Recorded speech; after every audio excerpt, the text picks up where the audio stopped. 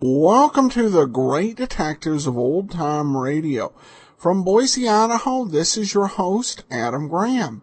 If you have a comment, email it to me, box13@greatdetectives.net. Follow us on Twitter at Radio Detectives and give me a call, 208-991-4783.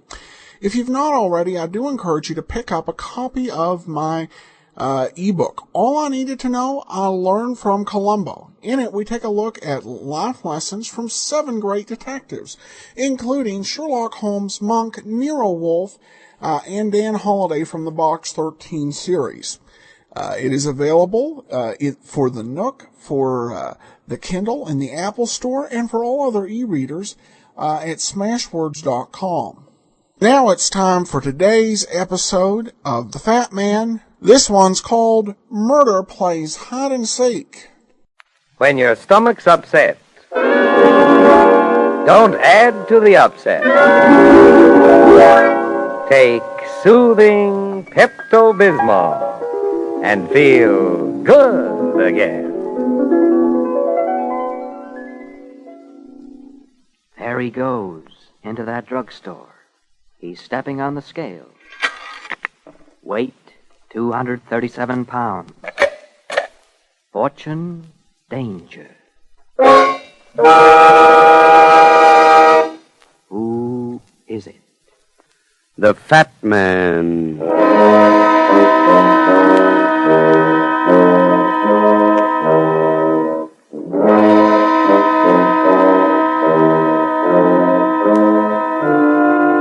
The Norwich Pharmaceutical Company, makers of Pepto-Bismol, unguentine, and other fine drug products, brings you the adventures of Dashiell Hammett's fascinating and exciting character, the Fat Man, a fast-moving criminologist who tips the scales at 237 pounds. Tonight's adventure, starring J. Scott Smart in Murder Plays Hide and Seek. And now, from New York, Pepto-Bismol brings you the Fat Man.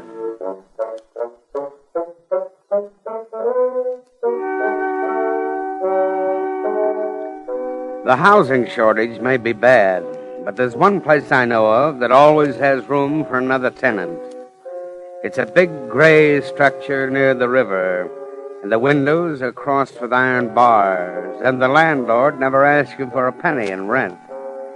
If you're an extra special customer, they even give you a private suite in a secluded part of the building that leads directly to a room with a heavy chair. That room is reserved for the guys who find out that they can't get away with murder. The Fat Man learned his business the hard way. But there's an easy way to care for an upset stomach. Just don't overdose with antacids or physics. Instead, take Pepto-Bismol, the gentle way to help settle and sweeten the stomach quickly. Pepto-Bismol calms and quiets the disturbance by spreading a soothing protective coating on irritated stomach and intestinal walls. You begin to lose that queasy, uneasy feeling right away. The next time careless eating or overindulgence gives you acid stomach, nervous indigestion, or heartburn, you'll get quick relief if you remember this. When your stomach's upset, don't add to the upset. Take soothing Pepto-Bismol and feel good again. Now, the Fat Man in Murder Plays Hide and Seek.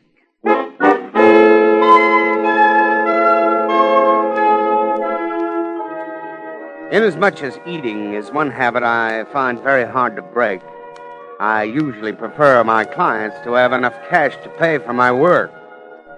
In Andy Maroney's case, however, I made an exception to the rule. I've known Andy for quite a while. And I can guess what he earns driving that hack of his around from dusk to dawn. With a wife and 3 kids, you can't afford any fancy fees for a private detective. It was almost 3 in the morning when Andy knocked on my apartment door.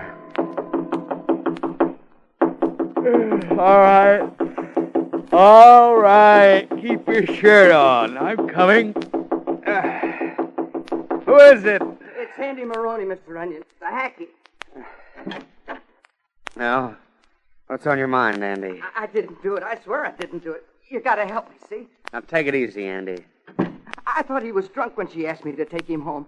I had nothing to do with it, Mr. Onion, so help me. Now, will you calm down long enough to make some sense? I'm talking about the stiff. The guy who was croaked. What guy? Where is he? Downstairs, in the back of my cab. For the love of Mike, will you hurry? Well, do you mind if I put some clothes on? I'll lose my license.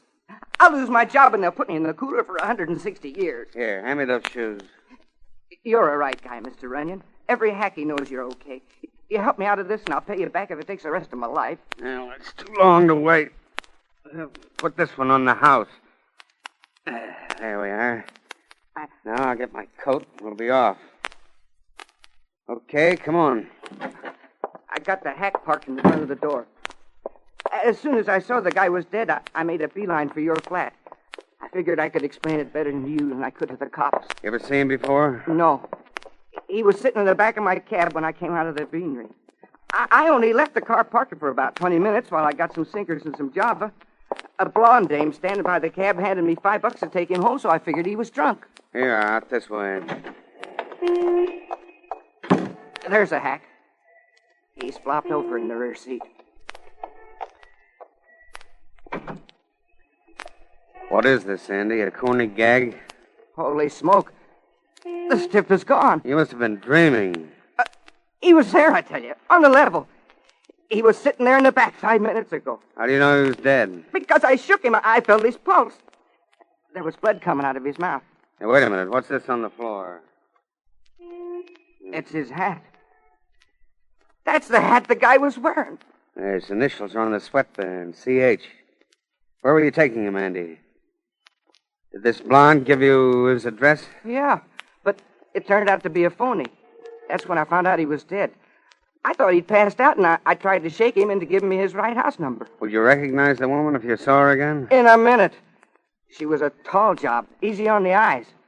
She was standing on the sidewalk next to my hack, wearing an evening gown.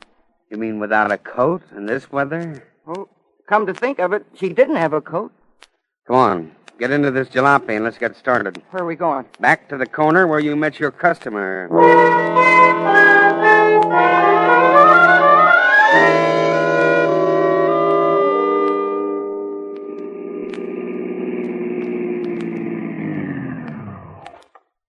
This is it, Mr. Runyon. Yeah. What's that joint over there? Nightclub? Yeah, the Venetian Blind. It's a fancy dump that gets the ermine crowd. Well, if that blonde wasn't wearing a coat, she must have come out of there. Well, it's almost 4 o'clock. The joint must be closed. Well, we'll try it anyway.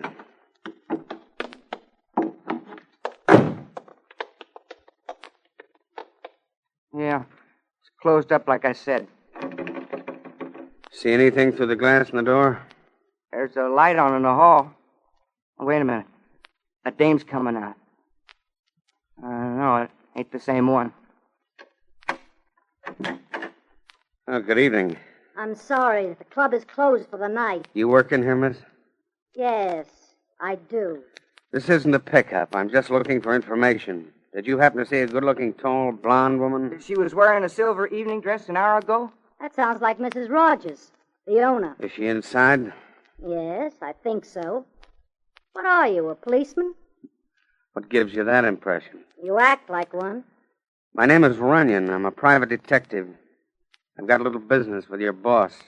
She's in her office, I imagine. Come inside and I'll show you where it is. Thanks. Is everybody else going home for the night? I guess so. I'm Peggy Dale. I sing with the orchestra. Hey, Peggy. Oh, I thought you'd gone, Frank. I was waiting for you, baby. I hope maybe I could take you home. Who's this? He's a private detective. His name is Runyon. What's the matter? Something wrong? That all depends. Who are you? Frank Coley. I handle the drums in the band. What's up? We're looking for a stolen corpse. You what? Do you two happen to know anyone with the initials CH? Not me. I know a woman named Hunt, Clarissa Hunt. This particular CH is a man. There she is, Mr. Runyon. It's Mrs. Rogers. What's going on here? Are you sure she's the woman who handed you the $5, Andy? Positive, Mr. Runyon. You remember me, lady? No. I'm sure you remember. You asked me to take that drunk home, and you gave me a fine spot to do it. I never saw you before in my life. It's a frame. She's lying, I tell you. Relax, Andy. Mrs. Rogers, you wouldn't be holding out on us by any chance, huh? I don't know what you're talking about. That drunk that Andy chauffeured for was dead. You wouldn't like to be mixed up in a murder rap, would you? No. Then how about a few details? I don't know anything about a drunk or a dead man. I never saw this moron before. Listen, you double-crossing hen. I ain't taking it to the neck for nobody. Pipe down, Andy. Mr. Runyon, What's the matter? look, under that drape, near the window. There's a guy's feet sticking out. Stay where you are now, all three of you. What? It's Charlie Haney. And he's dead. Well, it looks like we found our body, Andy. Oh, wait a minute, Mr. Runyon. That ain't the same guy who was in my cab.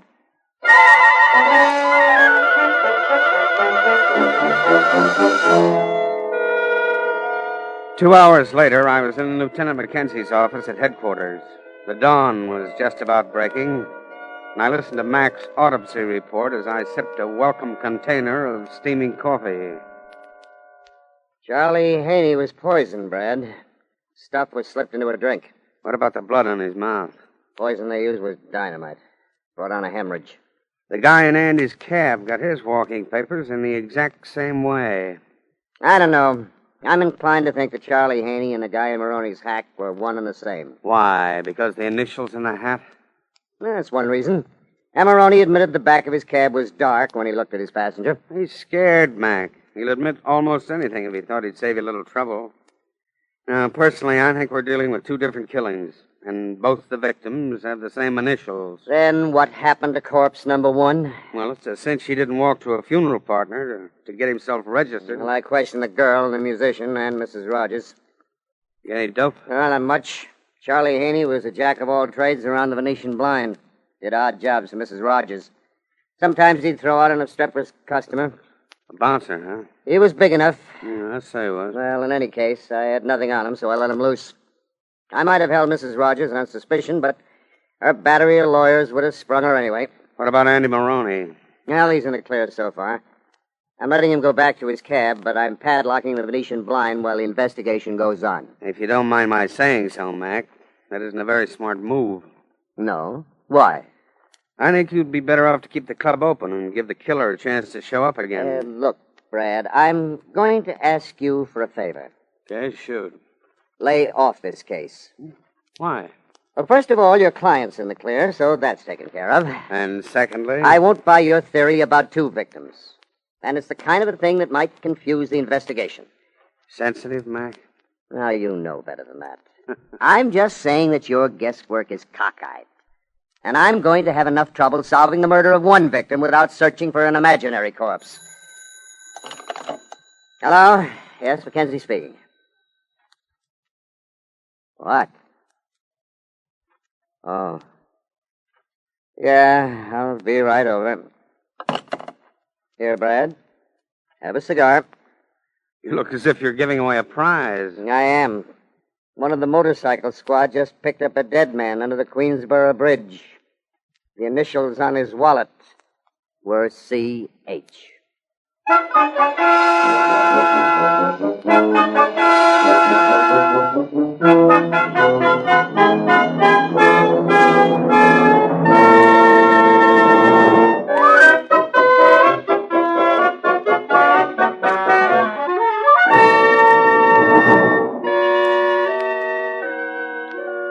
I rode over to the Queensboro Bridge with Mackenzie and saw the body.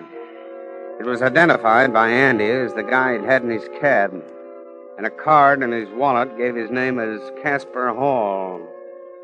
They took him back to the morgue for an autopsy, but I was pretty sure of what they'd find. So I drove back to my apartment to catch up with a few hours of sleep. It must have been 11 or 11:30 in the morning when I found myself with another guest. And this one was just as unexpected as the last. Yeah, just a second. One of these days, I'm liable to get myself some sleep. Good morning, Mr. Runyon. Well, good morning. Come in. Thanks. Sorry the room's in such a mess. I wasn't expecting company. That's all right. You're the gal I saw last night, the gal that sings the Venetian Blind. That's right, Peggy Dale. Cigarette, Peggy? No, thank you. Where are you going? I want to look out the window. I had a feeling I was being followed. Anybody there? Street's empty. What's on your mind, sweetheart? Before I tell you anything, I want to be sure you won't tell anybody I told you. Oh, is it that hot? It might be. Okay, I'll play ball. Let's have it. They're holding Mrs. Rogers at headquarters now. Are they? Again? When they found the man named Casper Hall, they took that taxi driver's word against hers about putting him into the cab. Oh, yeah? I was there when they questioned Mrs. Rogers. They questioned me as well. She finally admitted putting Hall into the cab. And her excuse was that she thought he was a drunk and she wanted to get rid of him so he wouldn't raise a fuss. Well, that sounds logical to me. But one thing she didn't tell them. What's that? That she'd seen and talked to Casper Hall before. You knew that? He's been in the Venetian Blind a dozen times. And I've seen him at the same table with Mrs. Rogers. Did you tell that to the lieutenant? No, Why not? because Mrs. Rogers would have heard me. I'm scared of her, Mr. Runyon. She's hard and she's mean. It's not only my job. I didn't want to end up the way poor Charlie did. Well, I can't blame you for that. She's been mixed up with gangsters and racketeers ever since she went into the nightclub business.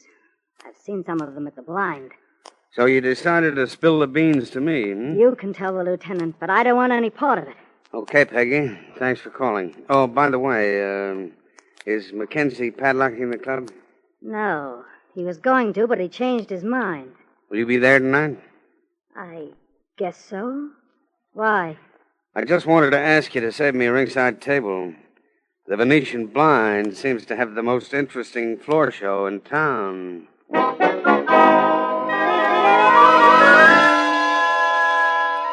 I checked with Mackenzie and gave him the dope, but he couldn't hang on to Mrs. Rogers. He didn't have enough evidence to get an indictment yet. That meant Mrs. Rogers would be back in her club that night, and so would I. I got in touch with Andy Maroney, who showed up at my flat about 10, just as I was putting the finishing touches to the soup and fish. Sit down, Andy. Be with you in a minute.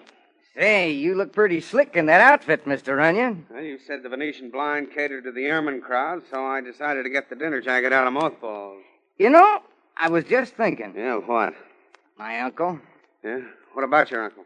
he was buried in an outfit like that. Stop being so cheerful. I intend to wear it vertically.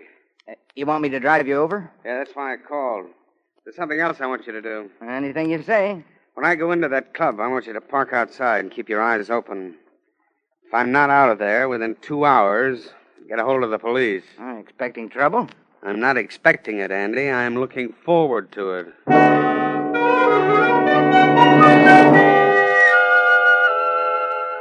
It had started to snow when we got down to the street. The night was crisp and cold.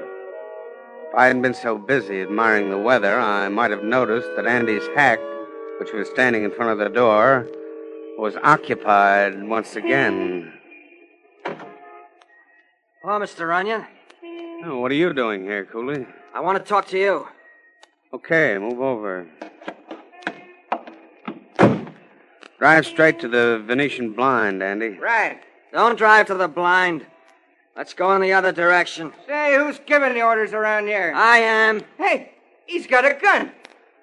Drive in the other direction, Andy, as the gentleman requests. I'd put that gun away, Frankie. Drums are safer to fool with.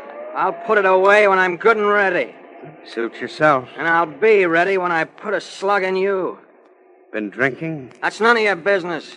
funny how a pint of booze makes a lion out of a mouse. I'll show you who's a mouse when we get out of town, fat man. Mr. Runyon. Keep driving, Andy. Yeah. Keep on driving. Unless you want the top of your head opened up for ventilation.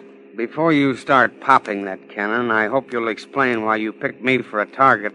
You know why. Oh, do I? You should have had sense enough to keep out of this. You Weisenheimered yourself right onto a slab. Who are you covering for, Frankie? Yourself? Never mind the questions. Because up to now, it was Mrs. Rogers who held my interest. Mrs. Rogers? Yeah. If you're covering for her, you're just wasting your time. By tomorrow morning, we'll have enough on your boss to get an indictment. You're pretty sure of yourself, aren't you? Well, I was, until you shoved that rod in my rib. Now I'm beginning to change my mind. Yeah, so am I. Really? Stop this cab, mister. There are lots of people in this section, Cooley. You're not going to risk any fireworks in a spot like this, are you? Keep driving and don't look back. Go on, beat it. Gee, for a minute I thought he was going to knock the two of us off. So did I. But instead, he gave me a brand new angle. There's a cop on the corner. Do you want to make a report? Forget it. I may have a much more interesting report to make to the cops later on.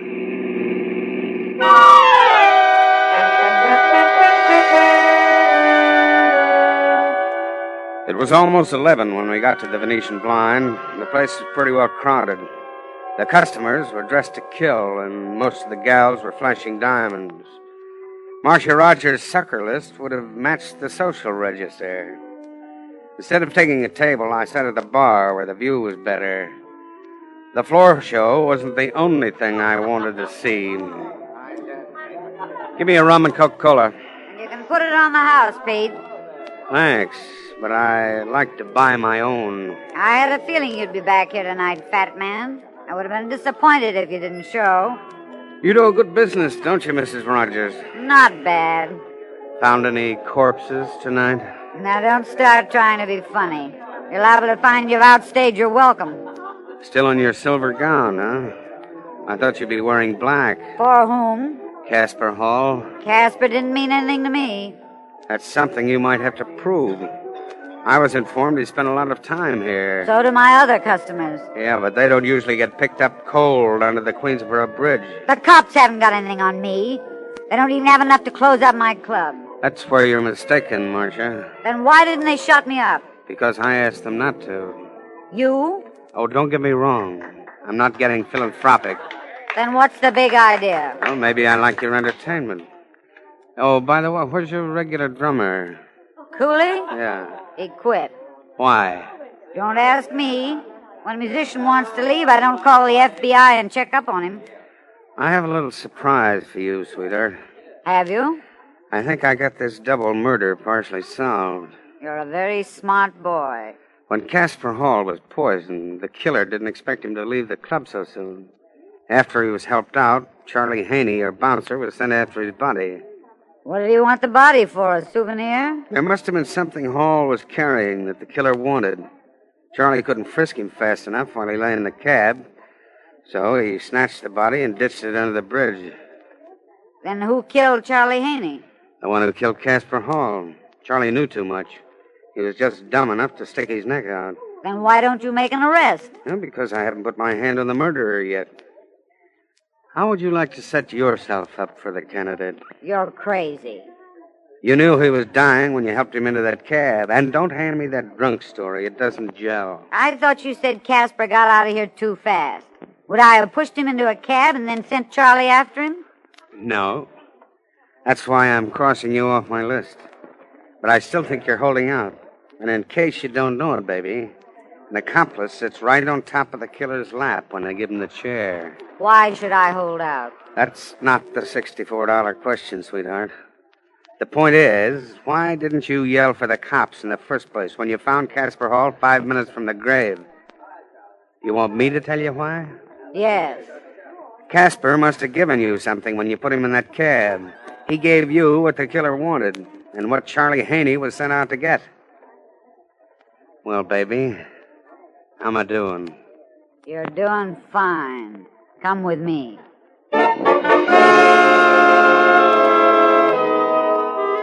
She took me to her office without another word, and I had the feeling my bluff was paying off in spades. The theory was a good one, and it accounted for everything that happened.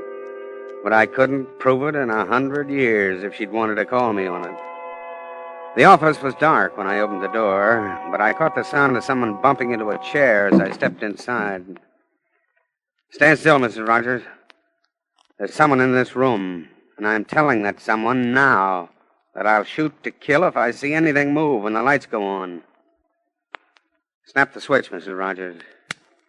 Peggy! I was just... She's trying to get at my safe. That's not true. What do you got in your safe that's so important, Mrs. Rogers? I'll show you in just a minute. Now stand right there, Peggy, like a nice little girl. Here, this is what Casper Hall gave me the night he died. There's slips of paper in this envelope, written in longhand. In the last few months, 6 of my customers were robbed after they left my place. Their names are on those slips. They were all held up on their way home, and the police never found the gunman. There's more than just a name on each piece of paper. There's a description of a car, the license number, an address, and a list of jewelry. Casper Hall was tipped off whenever an important customer made a reservation. Those women used to come here loaded with jewelry. Someone must have gotten the information beforehand and then handed it to Casper outside on those strips of paper. Then all he had to do was follow the right car. Would you know who that someone is, Peggy? No. Oh, now don't be coy, sweetheart. I had you tagged when your drummer boy, Frankie Cooley, wanted to take me for a ride. He was crazy enough about you to commit murder and keep you in the clear, Peggy. But he changed his mind when I told him I was after Mrs. Rogers. Give me that envelope. Oh, no, not so fast, baby. I'll need this myself for a while. We're going to do a little handwriting analysis. He crossed me. The rat held out, and he used those slips like a club over my head. That kind of an argument ought to make a big hit with the jury. Mrs. Rogers, why didn't you hand those slips over to the police? I only held those slips for one reason. If the thing leaked out before you grabbed the killer, I'd have been ruined. No one would have come here anymore. They'd all been scared to death. Didn't Casper tell you who gave him the slips? Casper couldn't talk when I helped him out and put him in that cab. All he could do was push that envelope in my hand. I was frightened, and I only wanted to get rid of him in a hurry. Uh-huh. Well, I gotta hand it to you, Peggy. You certainly must have what it takes. Drop dead, fat man.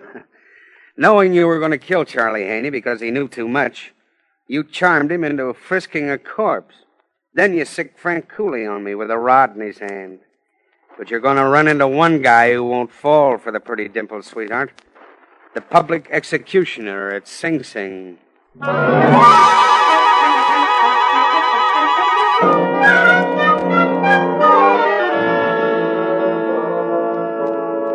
fat man returns in a moment. It's a shame to let an upset stomach interfere with your work or your fun. And it needn't if you keep a bottle of Pepto-Bismol in your medicine chest. Pepto-Bismol helps you and your children to quick relief from sour stomach, acid indigestion, heartburn, and other common digestive upsets. This famous pink liquid helps settle and sweeten the stomach, calms and quiets that queasy, uneasy, sickish feeling. Get a bottle of Pepto-Bismol from your druggist tonight. Pepto-Bismol is a dependable product of the Norwich Pharmaceutical Company, also makers of unguentine, the first thought in burns. Next week, Pepto-Bismol presents Dashiell Hammett's exciting character, the Fat Man, in the adventure called Murder Finds a Decoy. And now, a word from the Fat Man. Ever since the beginning of time, the female of the species has been beguiling the male with her charms. And the male, since the beginning of time, has been falling into the trap quite willingly. But both male and female are most unwilling victims when murder finds a decoy.